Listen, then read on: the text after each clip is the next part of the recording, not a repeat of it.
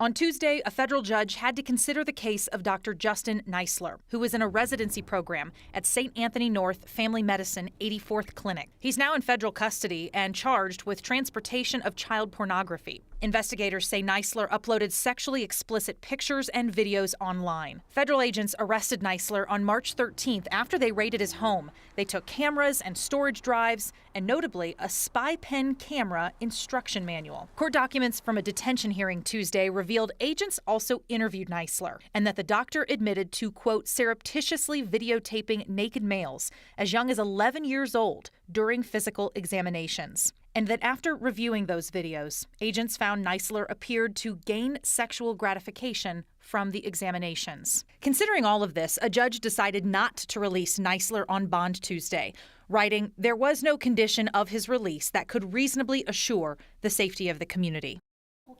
The family practice where Dr. Neisler worked is part of the Centura Health Network. Centura says they have fired the doctor, cooperated with this investigation, and notified his patients.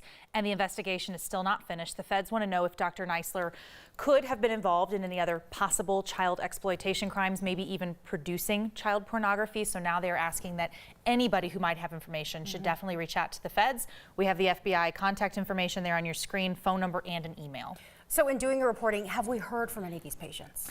I heard from at least one yesterday when this first came out.